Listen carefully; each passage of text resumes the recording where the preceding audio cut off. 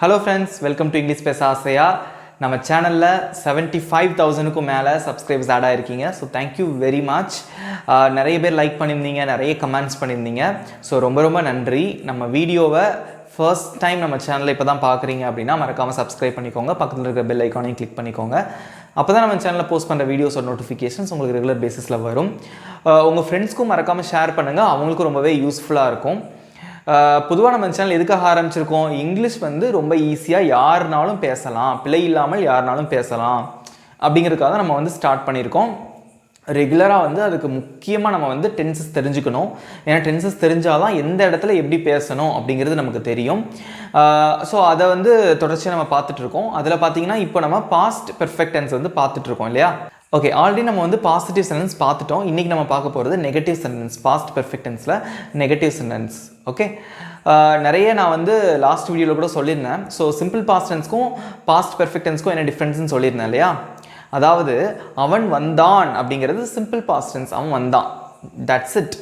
ஆனால் அவன் வந்திருந்தான் அப்படிங்கிறது என்னது, பாஸ்ட் பெர்ஃபெக்ட் டென்ஸ் அப்படின்னு சொல்லியிருந்தேன். ஓகே, இப்போது நெகட்டிவ் சென்டென்ஸ் சொல்ல போகிறோம். சிம்பிள் பாஸ்ட் டென்ஸில் முதல்ல எடுத்துக்கோங்களேன். அவன் வந்தான், இது எப்படி நெகட்டிவாக சொல்லுவீங்க, அவன் வரல. ஓகே, இங்கே பாஸ்ட் பெர்ஃபெக்ட் டென்ஸில் அவன் வந்திருந்தான், வந்திருந்தான்.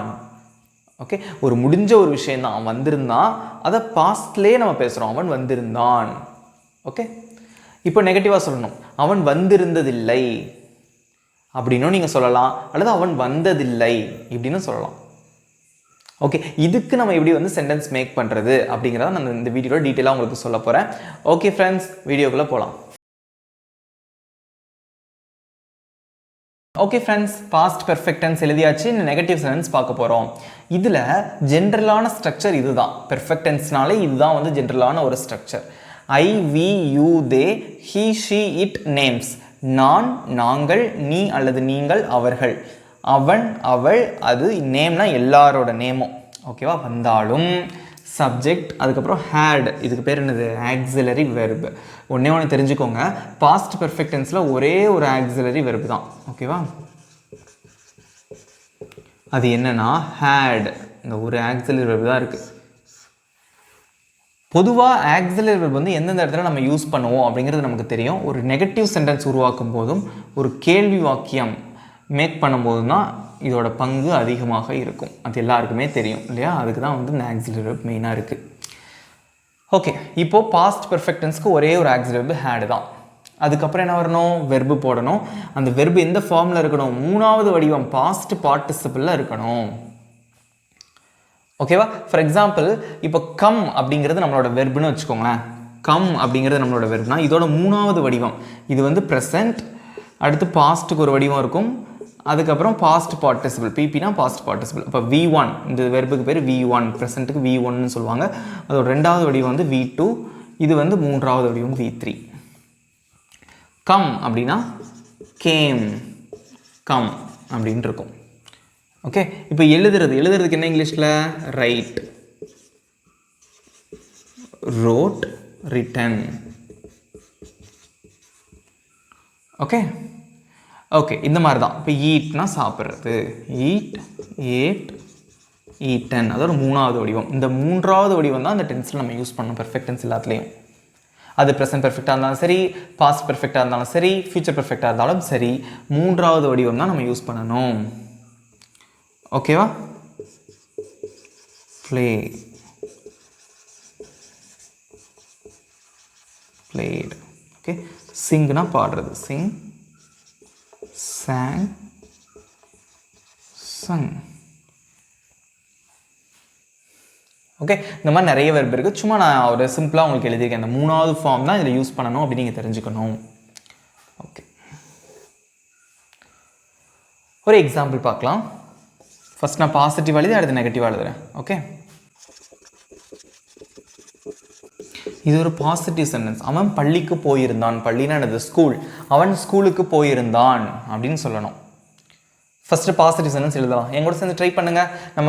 நம்ம சேனலில் இந்த வீடியோ தான் ஃபஸ்ட் டைம் பார்க்குறீங்கன்னா நம்ம வந்து பார்ட் 1 போட்டிருக்கோம், அது பார்த்துட்டு இது பாருங்கள், உங்களுக்கு நல்லா புரியும்.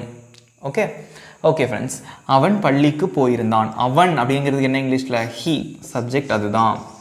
he subject போட்டிங்க. அடுத்து என்ன வரணும்? had. default had போட்டுறணும். he had.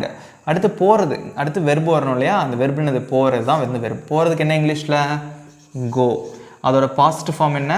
went. இது யூஸ் பண்ணக்கூடாது, மூன்றாவது வடிவம் தான் யூஸ் பண்ணணும், gone. மறந்துடாதீங்க. இதெல்லாம் நம்ம நிறைய இடத்துல யூஸ் பண்ணுவோம். இந்த போகிறது வர்றது இதெல்லாம் வந்து நிறைய காமனாக டெய்லி டே டு டே லைஃப்பில் நம்ம யூஸ் பண்ணுற வெர்பு தான் இதெல்லாம். ஓகேவா? he had gone. ஏன் போட்டிருக்கோம் அந்த இடத்துல? go அப்படிங்கிற வெர்போட மூணாவது வடிவம் தான் gone. அதான் இங்கே போடணும். he had gone. பள்ளிக்கு, இக்குன்னா என்னது? to school. அவ்வளோதான். he had gone to school. அவன் பள்ளிக்கு போயிருந்தான். இதே அவள் பள்ளிக்கு போயிருந்தால்னா என்னது? சப்ஜெக்டாக மாறும். ஹீக்கு பதிலாக she had gone to school. நாங்கள் பள்ளிக்கு போயிருந்தோம் அப்படின்னா நாங்கள்னா we. சப்ஜெக்டை மட்டும் மாற்றுங்க. we had gone to school. நான் பள்ளிக்கு போயிருந்தேன். I had gone to school. அவர்கள் பள்ளிக்கு போயிருந்தார்கள். அவர்கள்னா என்னது? they. சப்ஜெக்ட் பாருங்க, they had gone to school. Okay, Raja பள்ளிக்கு போயிருந்தான். ராஜா நேம் தானே, அதுக்கும் had தான். ராஜா had gone to school. எவ்வளோ ஈஸியாக இருக்கு. நீ பள்ளிக்கு போயிருந்தாய். நீனா என்னது? யூ. சப்ஜெக்ட் வந்து you. You had gone to school. Subject எது வந்தாலும் சரி, ஃபார்மேட் ஒன்று தான். இந்த ஸ்கூலுக்கு பதிலாக காலேஜ்னு வச்சுக்கலாம். ஓகேவா? இல்லை வேலைக்கு போயிருந்தான், வேலை ஒர்க்குன்னு வச்சுக்கலாம். இல்லை ஆஃபீஸ்னு வச்சுக்கலாம். எதுனாலும் வச்சுக்கலாம். இப்போ இதே இது அவன் காலேஜுக்கு போயிருந்தான், அவன் கல்லூரிக்கு போயிருந்தான் அப்படின்னு என்ன சொல்லுவீங்க? he had gone to college. அவன் ஆஃபீஸுக்கு போயிருந்தான். இந்த ஸ்கூலுக்கு பதிலாக ஆஃபீஸ், அவ்வளோதான். he had gone to office. எவ்வளோ ஈஸியாக இருக்குது. அவன் கடைக்கு போயிருந்தான். he had gone to shop. அவன் மெடிக்கல் ஷாப்புக்கு போயிருந்தான். he had gone to medical shop. அவன் ஹாஸ்பிட்டலுக்கு போயிருந்தான். he had gone to hospital. அவ்வளோதான் ஃப்ரெண்ட்ஸ். எவ்வளோ சிம்பிளாக இருக்குது. அவன் விளையாட்டு மைதானத்துக்கு போயிருந்தான். விளையாடுற அந்த பிளே கிரவுண்டுக்கு போயிருந்தான். he had gone to playground. அவ்வளோதான். எவ்வளோ ஒரு சென்டென்ஸ் நானே நிறைய சொல்லியிருக்கேன். இந்த மாதிரி தான் நீங்கள் ஒரு சின்ன ஒரு சென்டென்ஸ் வச்சு நிறைய அப்படி சப்ஜெக்டை மாற்றி பார்க்கலாம். இல்லைனா ஸ்கூலுக்கு பதிலாக காலேஜ், ஆஃபீஸு, பிளே கிரவுண்ட் எதுனாலும் போட்டு என்ன பண்ணலாம்? நீங்கள் போட்டு ட்ரை பண்ணி பார்க்கலாம். அப்போ தான் நிறைய நீங்கள் வந்து கற்றுக்க முடியும். ஓகே, இப்போ இதுக்கு நான் நெகட்டிவாக எப்படி வரும்னு சொல்கிறேன்.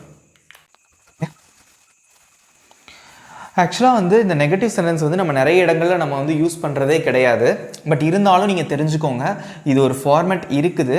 ஓகேவா? அதனால் நீங்கள் தெரிஞ்சுக்கோங்க. சரியா?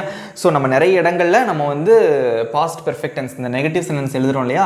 இது ரொம்ப நம்ம வந்து யூஸ் பண்ணுறது கிடையாது, அதிகமான இடங்களில் யூஸ் பண்ணுறது கிடையாது.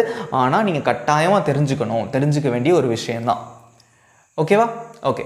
அவன் பள்ளிக்கு போயிருந்தான் அப்படின்னா அதோட நெகட்டிவ் எப்படி வரும்? அவன் பள்ளிக்கு போயிருந்ததில்லை அப்படின்னு வரும். எழுதுறேன் நான். அவன் பள்ளிக்கு போயிருந்ததில்லை, அவன் ஸ்கூலுக்கு போயிருந்ததில்லை, அல்லது அவன் ஸ்கூலுக்கு போனதில்லை. இது இன்னொரு விதமாக எப்படி சொல்லணும்? போனதில்லை.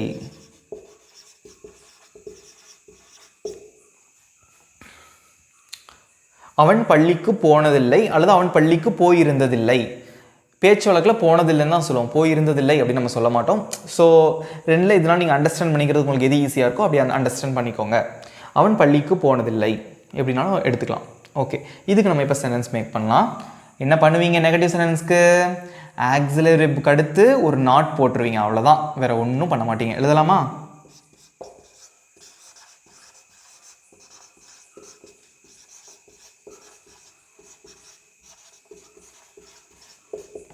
He had not gone to school. அவன் பள்ளிக்கு போயிருந்ததில்லை, அவன் பள்ளிக்கு போனதில்லை, அவ்வளோதான். he had not gone to school. அவன் காலேஜுக்கு போயிருந்ததில்லை அல்லது காலேஜுக்கு போனதில்லை. he had not gone to college. எவ்வளோ சிம்பிளாக இருக்குது. சப்ஜெக்ட் வேணால் மாற்றுங்களேன், ஷீன் போடுங்க. அவள், she had not gone to school. அவள் பள்ளிக்கு போயிருந்ததில்லை. எவ்வளோ சிம்பிளாக இருக்குது பாருங்கள். அவர்கள் பள்ளிக்கு போனதில்லைன்னா அவர்களுக்கு தே போடுவீங்க, அவ்வளோதான். They had not gone to school. இதுக்கு பதில் எந்த சப்ஜெக்ட் நம்ம எல்லாரோட நேம் என்ன வந்தாலும் சரி, சப்ஜெக்ட் மட்டும் மாற்றுவீங்க, வேறு எதுவும் அப்படியே வந்துடும். நீங்கள் தெரிஞ்சிக்க வேண்டிய விஷயம் என்ன அப்படின்னா, ஆக்சிலரி வெர்புக்கு அடுத்து நாட் போட்டுறணும், அவ்வளோதான். வேறு எதுவும் நமக்கு தேவையில்லை. ஏன்னா இது நெகட்டிவ் சென்டென்ஸ், நெகட்டிவ்னால் நாட் போடுவீங்க. இதை மட்டும் நீங்கள் மறந்துடாதீங்க. Very very important. ஆக்சிலரி வெர்புக்கு அடுத்து நாட் போடணும். பாசிட்டிவ் சென்டென்ஸில் நாட் வராது, இங்கே நாட் வரும். இந்த ஹேட் நாட்டை சுருக்கி இன்னொரு விதமாக நீங்கள் எப்படி சொல்லலாம்னா ஹேடன்ட் சொல்லுவோம் இல்லையா? இப்போ டஸ் நாட், ப்ரெசன்ட் டென்ஸில் டஸ் நாட் அப்படின்னு பார்த்தோம், சுருக்கி டஸ்ன்ட். அதே மாதிரி ப்ரெசன்ட் பெர்ஃபெக்ட் டென்ஸில் ஹேவ் நாட் அப்படின்னு பார்த்தோம், அதை சுருக்கி ஹேவன்ட். அதே மாதிரி தான் இங்கேயும் ஹேட் நாட், அது சுருக்கி ஹேடன்ட். என் போட்டு அப்போஸ்ட்ரோஃபி டி, இதுக்கு மீனியும் நாட் தான், hadn't. He hadn't gone to school. அவ்வளோதான். ஓகே, இப்போ எல்லாருக்கும் உங்களுக்கு ஒரு கொஸ்டின். ஓகே, நான் சென்னைக்கு போயிருந்ததில்லை எப்படி சொல்லுவீங்க? நான் சென்னைக்கு போயிருந்ததில்லை அல்லது நான் சென்னைக்கு போனதில்லை அப்படின்னு கூட ஞாபகம் வச்சுக்கலாம். ஓகே, நான் சென்னைக்கு போயிருந்ததில்லை. நான் அப்படிங்கிறதுக்கு ஐ, சப்ஜெக்ட் ஹீ வந்து ஐன்னு மாறிடுது. போனதில்லை இதெல்லாம் ஒரே தான். ஸோ இந்த ஹேட் நாட் அப்படி போட்டுருவீங்க, அல்லது ஹேடன்ட் எப்படினாலும் போட்டுக்கலாம். அந்த கான் இருக்கா அதுவும் மாறாது.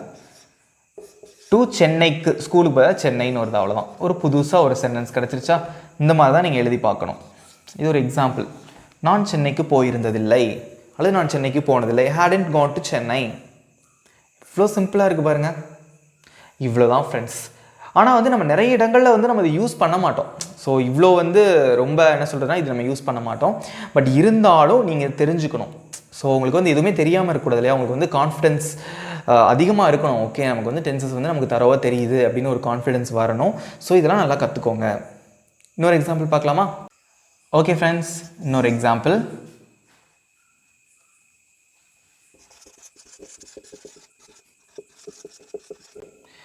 ராமு என்னுடன் வேலை செய்திருந்தான் அல்லது ராமு என்னுடன் வேலை பார்த்திருந்தான், இதனால எடுத்துக்கோங்க. ராமு என்னுடன் வேலை செய்தான் அப்படின்னா அது என்னது? Simple past tense. வேலை செய்திருந்தான் அப்படின்னா என்னது? Past perfect tense. Okay, sentence make பண்ணுங்க. இது வந்து ஒரு பாசிட்டிவ் சென்டென்ஸ். ராமு அப்படி எழுதிருங்க. ஓகே, சப்ஜெக்ட் போட்டிங்க, அடுத்து ஹேட் வரணும், ஹேடும் போட்டிங்க. அடுத்து வேலை, வேலை வேலை பார்க்குறதுக்கு என்னது? ஒர்க் அப்படின்னா வந்து வேலை செய்கிறது இல்லையா? ஒர்க். அதோட மூணாவது வடிவம் தான் எழுதணும். ஒர்க், ஒர்க், ஒர்க், அவ்வளோதான். அதைங்க எழுதுங்க. ராமு ஹேட் ஒர்க் என்னுடன். நான் லாஸ்ட் வீடியோலேயே உங்களுக்கு சொல்லியிருக்கேன். என்ன சொன்னேன்? வித் யூ அப்படின்னா உன்னுடன்.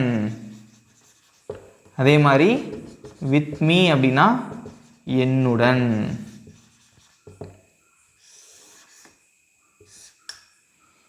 அவ்வளோதான். Ramu had worked with me. Ramu had work with me. Okay, இப்போ நெகட்டிவ் சென்டென்ஸ் எழுதலாமா? ராமு என்னுடன் வேலை செய்திருந்ததில்லை அல்லது ராமு என்னுடன் வேலை செய்ததில்லை எப்படின்னாலும் எழுதிக்கலாம்.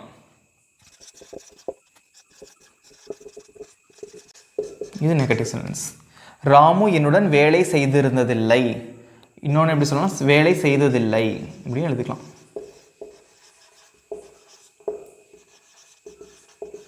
பேச்சு வழக்கில் நிறைய இருக்கும்.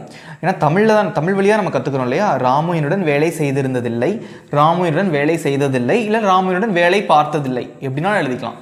இது எல்லாமே நெகட்டிவ் தான். ஓகே, எங்கூட சேர்ந்து ட்ரை பண்ணுங்கள். என்ன பண்ணுவீங்க? ஆக்சிலரி எடுத்து ஒரு நாட் போடுவீங்க, அவ்வளோதான்.